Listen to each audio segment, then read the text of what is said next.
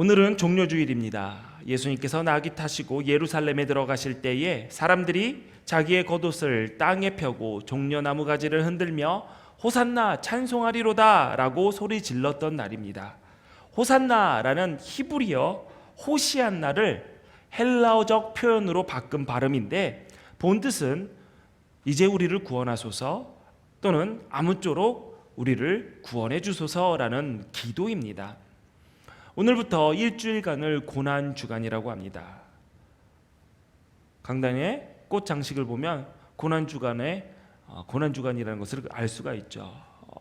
예수님께서 찔리셨던 가시, 그리고 고난을 상징하는 색깔 보라색, 그리고 그 가시에 또한 빨간 장미꽃잎인데 예수님의 보혈을 상징하는 그러한 장미꽃잎이 가시에 또 이렇게 찔려 있습니다.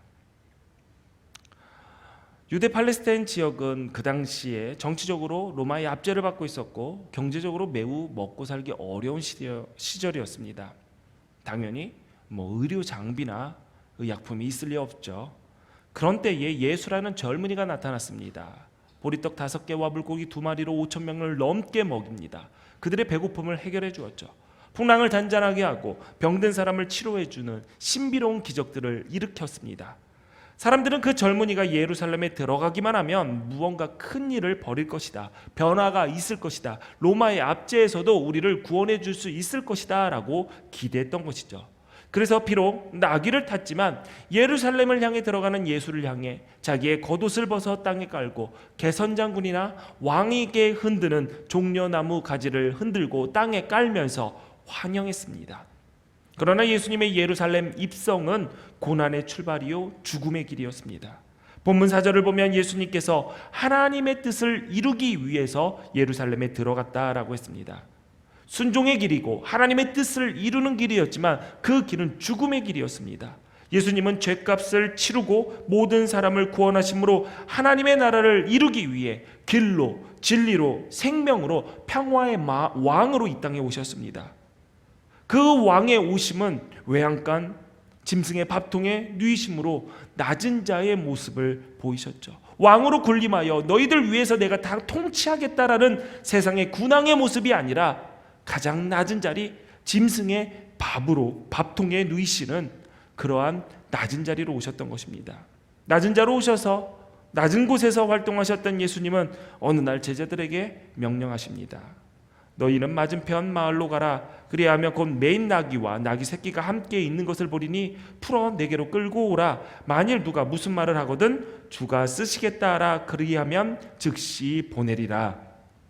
이것은 선지자를 통해서 예언하셨던 그 말씀을 이루려 하심입니다. 스가랴 9장 9절을 보니까 보라 내 왕이 내게 임하시나니 그는 공의로우시며 구원을 베푸시며 겸손하여서 나귀를 타시나니 나귀의 작은 것 곧 나귀 새끼니라 라고 했습니다. 예수님은 하나님의 약속을 이루기 위해 말씀대로 나귀 새끼를 타고 예루살렘으로 향하셨습니다. 이처럼 겸손, 순종은 말씀대로 하는 것입니다.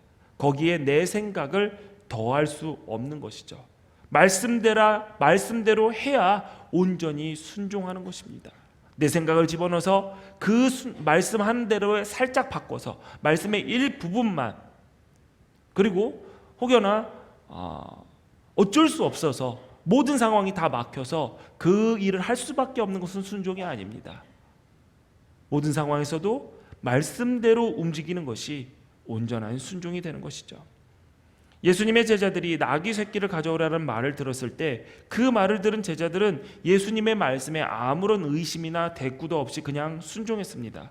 나귀 주인도 마찬가지입니다. 어디에 쓰시려고요? 언제까지 쓰려고요? 라는 질문 없이 자기의 소중한 재산 나귀를 주께서 쓰시겠다라고 말씀하시니까 그냥 내어주었습니다. 물론 여러 가지 정황을 미루어 보아서 나귀 주인과 예수님이 이미 서로 알고 있었던 사이라는 것은 예상해 볼 수가 있습니다. 그래도 그렇게 귀한 것을 쉽게 내어줄 수 있다는 것에 놀라지 않을 수가 없습니다. 그 당시 사람들에게 나귀는 지금의 자동차보다 훨씬 더 귀한 것이었습니다. 엄청난 재산이었죠. 그런데 한 번도 타보지 않은 나귀 새끼를 달라고 했더니 그 나귀의 주인은 그냥 내어주었습니다. 이 말씀을 읽을 때마다 저는 궁금합니다. 여러분도 한번 생각해 보십시오. 여러분이 새 차를 샀다고 가정을 하십시오. 그래서 자동차 회사에서 집 앞까지 배달되어 온 세차기를 딱 받아들였는데 여러분이 시동도 걸어보지도 않았는데 갑자기 교회에서 사람이 왔습니다. 교회에서 갑자기 차 쓸 일이 있다고 차를 보내주세요. 목사님이 저를 보냈습니다. 라고 했을 때 보내줄 사람이 과연 우리 교인 중에 몇 명이 있을까요? 한번 손 들어볼까요? 나는 교회에서 나 시동도 한 번 걸어보지 않은 새 차가 왔는데 교회에서 쓴다고 목사님이 사람을 보냈는데 그러면은 쓰세요 하고 내어주겠다. 손 들어보십시오. 감사합니다. 감사합니다. 막 40명이 막 드는 것 같아요. 막 우르르. 예. 일부 예배 때 물어봤어요. 2명이 드시더라고요. 2명이 딱 드는데 참 재밌는 건 뭐냐면 들을 것 같은 분이 안 들어요. 그래서 왜 그런가 했더니 지금 차를 주문해 놨거든요. 기다리고 있어. 그러니까 그게 너무나도 강하게 온 거예요. 예. 그 기아의 S 하이브리드를 해서 지금 몇 개월째 대기 기간이 뭐 한 15개월, 18개월이라고 하는데 지금 기다리고 있는 거예요. 그러니까 나가면서도 그래, 목사님 그것만은 절대 아니에요 하고 우리 간사님이 나가셨어요. 예. 쉬운 일 아니에요. 쉬운 일 아니죠. 그럼요. 어려운 일이죠. 여러분들 마음속에 나는 드릴 수 있다라는 마음이 있더라도 정작 그런 일이 있으면 그게 쉽게 될까라는 생각도 듭니다. 쉬운 일이 아니기 때문에 귀한 일이기 때문에 나귀 새끼의 주인은 이름도 없지만 그가 한 행적은 기록이 되어 있습니다. 성경에 기록되어 있는 거죠. 제자들과 나귀 주인의 순종하는 믿음은 바로 구원의 역사의 출발점이 되었습니다. 하나님의 뜻을 이루는 순종, 이유 없이 조건 없이 시행해야 하나님의 뜻이 이루어지는 것이죠. 그렇게 쉽지 않은 일을 행한 제자들과 나귀 주인 때문에 예수님이 나귀 새끼를 타고 예루살렘에 입성할 수 있게 되었습니다. 물론 예수님이 예루살렘에 들어가는 그 행렬은 왕의 행렬처럼 화려하지는 않았을 겁니다. 제가 어렸을 때 봤던 그 예수님의 예루살렘 성 입성하는 그 영화의 한 장면은 웃음이 나올 정도였습니다. 어린 제가 봤을 때 굉장히 웃겼어요. 왜냐하면 나귀 새끼잖아요. 한 번도 사람을 태워보지 못했던 거예요. 그러니까 이 나귀가 그 영화 감독이 굉장히 사실적인 표현을 하고 싶었나 봐요. 그래서 진짜 나귀 새끼를 얻어서 사람을 태운 거예요. 성인 남자가 올라가니까 그 나귀 새끼가 어떻게 해요? 엄청 싫어하는 거죠. 막 고개를 돌리고. 그러니까 그 예수님 역을 맡은 그 예수님이 자꾸 떨어지고 길이 뭐 넓었던 것도 아니고 아는 사람들이니까 종려 나무 가지를 막 흔드는데 예수님 얼굴에 계속 때리는 거예요. 예. 그리고 떨어져. 타려고 하면은 자기 발이 끌려. 그런데 가장 기억에 남는 그 오래된 영화지만 기억에 남는 건 뭐냐면 환호하는 사람이나 예수님의 제자나 그 나귀에서 자꾸 떨어지고 무릎 끌리고 발 끌려서 이게 나귀를 타고 가는지 끌려가는지 모르는 예수님 배우나 다 환하게 웃고 있었던 그 모습이 기억이 납니다. 초라하지만 정말 웃음 나올 수 코미디 같은 그러한 상황이지만 예수님을 환영하는 무리는 승리와 번영의 상징인 종려나무 가지를 흔들고 자신의 모든 것을 내어준다라는 뜻의 겉옷을 벗어서 그 길에 폈습니다. 자신이 할 수 있는 방법을 다 해서 최선의 방법으로, 최고의 방법으로 예수님을 영접했습니다. 호산나 다윗의 자손이여 찬송하리로다. 야, 예수님이 이제 예루살렘에 들어오셨다. 너희들 다 죽었어 하는 마음으로 예수님 우리 좀 살려주세요, 구원해 주세요 하며 지르는 소리가 호산나입니다. 예수님이 지금까지 보여주셨던 기적만으로 해도 충분히 로마를 몰아내고 옛날 부강했던 왕국을 재건하리라 믿었습니다.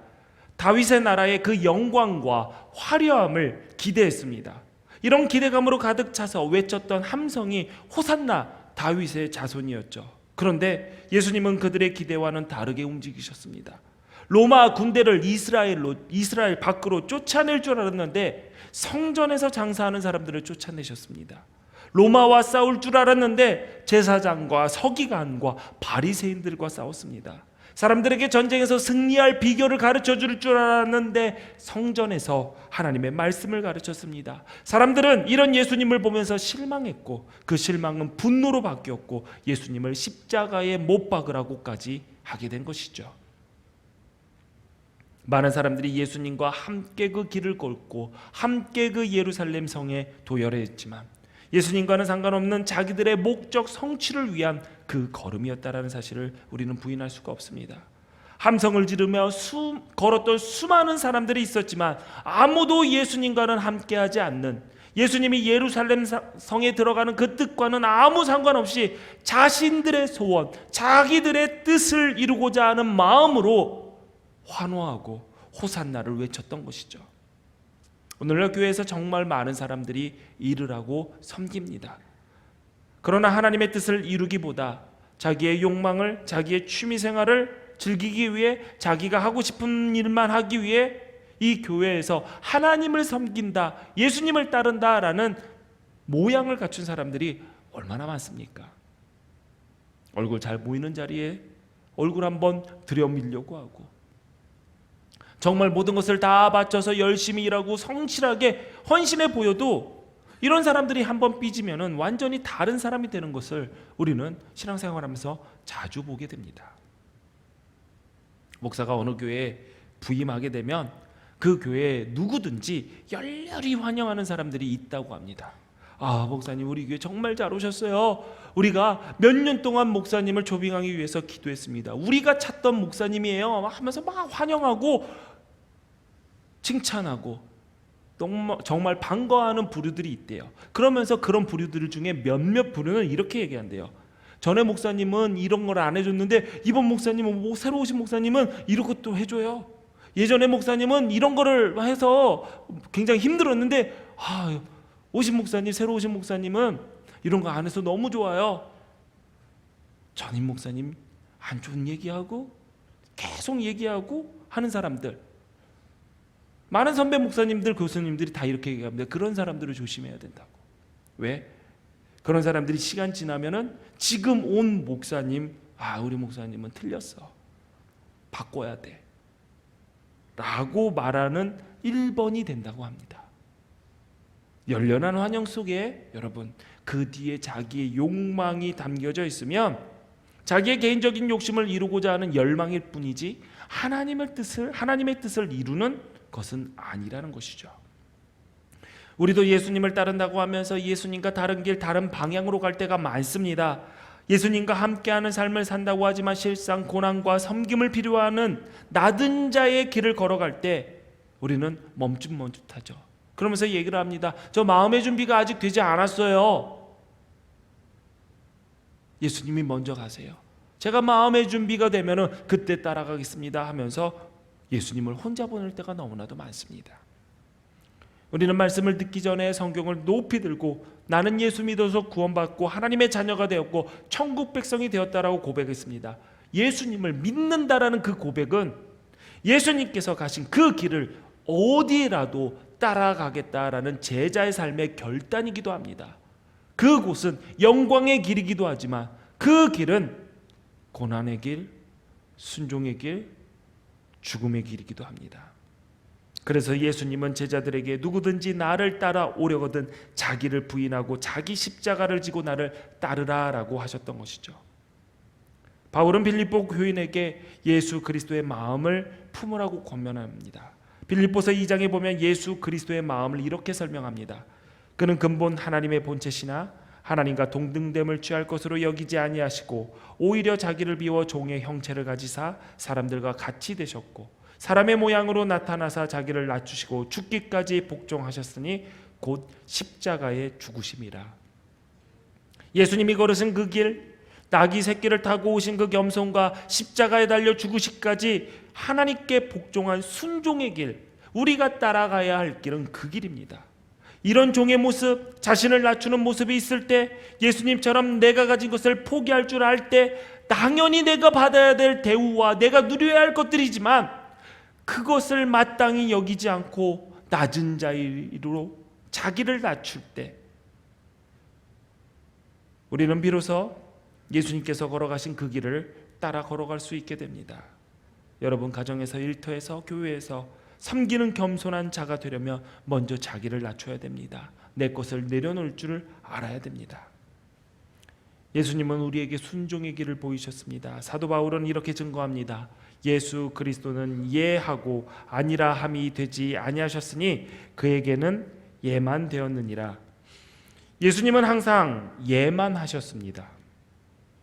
결국 십자가에 쓴 잔도 예수님은 예하고 받으신 것이죠. 손해가 되고 고통을 받는다 할지라도 하나님이 말씀하신 것을 감수하면서 따르는 것, 그것이 순종입니다. 그리고 예수님께서 걸어가신 그 길, 따라가야 할 그 길은 죽음과 고난의 길입니다. 예수님은 예루살렘에 들어가시기 전에 이미 죽음과 고난이 앞에 있음을 아셨습니다. 마태복음 20장 18절 19절을 보니까 보라, 우리가 예루살렘으로 올라가노니 인자가 대제사장들과 서기관들에게 넘겨짐에 그들이 죽이기로 결의하고 이방인들에게 넘겨주어 그를 조롱하며 채찍질하며 십자가에 못 박게 할 것이나 제3일에 살아나리라 라고 말씀하셨습니다. 예수님은 십자가의 고난과 죽음이 있어야 승리와 부활의 있음을 아셨습니다. 그래서 바울은 로마서 8장 17절에 우리가 그와 함께 영광을 받기 위하여 고난도 함께 받아야 할 것이다 라고 말을 했습니다. 그것이 주님을 따라가는 삶의 자세입니다. 주님을 따라가는 삶, 십자가의 고난과 죽음이 전제되어 있는 삶입니다. 나의 자존심, 나의 만족, 나의 쾌락, 나의 욕심, 나의 이익을 모두 다 내려놓고 모두 다 죽여야지 따라갈 수 있는 길이 바로 예수님께서 걸어가신 그 길입니다. 여러분, 겁나십니까? 자신 없으십니까? 여러분, 이 말씀 기억하십시오. 로마서 8장 18절에 현재의 고난은 장차 우리에게 나타날 영광과 비교할 수 없다. 이 말씀을 믿고 겁나더라도 용기 내시고 힘들더라도 영광의 길을 걸어가십시오. 현재 우리가 고난을 받아도 주님 가신 길을 간다면 하나님께서 다 아시고 갚아주신다라고 하셨습니다. 요한계시록에서 가장 저에게 강력하게 오는 말씀은 뭐냐면 행한 대로 갚아주리라. 행한 대로 갚아주리라. 행하지도 않으면 갚으심도 없다는 사실이죠.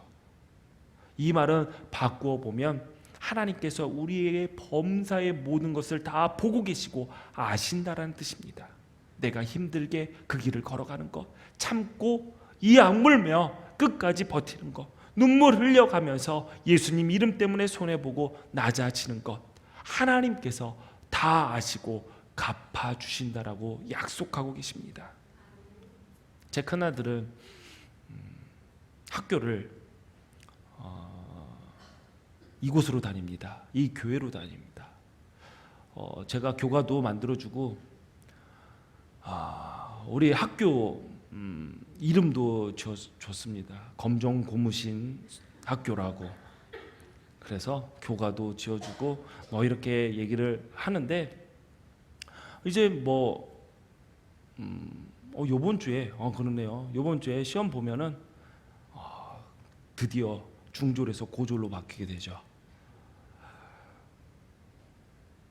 여기서 공부할 때나 악기 연습을 할 때 저는 꼭 아들에게 얘기합니다. 교회 CCTV 앞에서 해라. 사각으로 들어가서 교회에 16개의 CCTV를 다 돌아봤는데 제 아들의 모습이 보이지 않으면 전화를 합니다. 나와라. 카메라 앞으로. 여러분들 막 웃으시면서 제 아들 막 불쌍하다고 쳐다보시죠? 안쓰럽구나. 아이고 어떻게 저런 아빠를 만나가지고. 그러나 저는 하나도 안 불쌍하고 하나도 안 안쓰럽습니다. CCTV 사각지대에서 아빠가 보지 못하는 곳에서 뭐를 하는지를 저는 알기 때문이죠. 몇 번 들키기도 했고요. 언제든지 아빠가 나를 볼 수 있다고 생각되는 그 자리에서 연습하는 것과 공부하는 것과 누구도 나를 보지 못한다는 나만의 자리에서 공부하고 연습하는 것과 차이는 너무나도 큽니다. 여러분, 우리의 삶도 마찬가지죠. 하나님께서 나를 언제든지 보고 계신다라는 그 믿음 가운데서 하나님의 시선을 신경 쓰며 살아가는 삶과 내가 어떻게 살아가든 하나님께서는 나를 보지 못할 거야 라고 생각하는 삶, 그 인생은 너무나도 큰 차이가 있을 수밖에 없습니다. 감시당한다고 생각하시나요? 아닙니다. 여러분들을 지켜주는 겁니다. 여러분들을 붙들어 주는 겁니다. 요즘은 사람이 어디를 가도 다 압니다. 우리가 가지고 다니는 스마트폰, 어디에서 몇 분 머물렀는지 다 알려줍니다. 길거리 구석구석에 설치되어 있는 CCTV는 우리의 행동을 다 찍고 저장하고 있습니다. 하물며 하나님이 우리가 주님의 고난에 동참하는 것, 그 십자가의 길을 따라가는 것, 참고 사는 것, 견디며 사는 것 모르실 리가 없죠.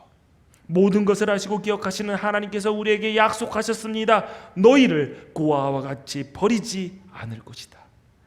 내가 너를 끝까지 책임지고 너를 지켜보겠다.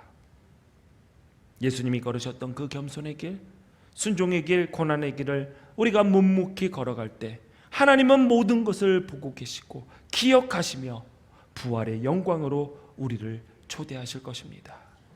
우리 모두 그 영광의 자리에서 만나기를 바랍니다. 기도하십니다.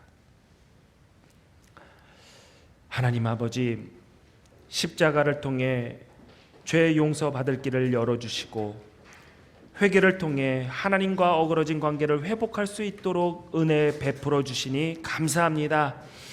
주님 가신 길, 십자가의 길, 외롭고 무거웠던 길이지만 우리들 모두 그 길을 따라가는 자들이 되게 하여 주옵소서. 이 고난 주간에 주님의 고난을 기억하며 경건하게 지내는 믿음의 사람들, 우리 기둥교회 성도들, 승리의 부활을 맞아 하나님께 영광 돌리는 하나님의 백성들 되게 하여 주옵소서. 예수님 이름으로 기도하옵나이다. 아멘.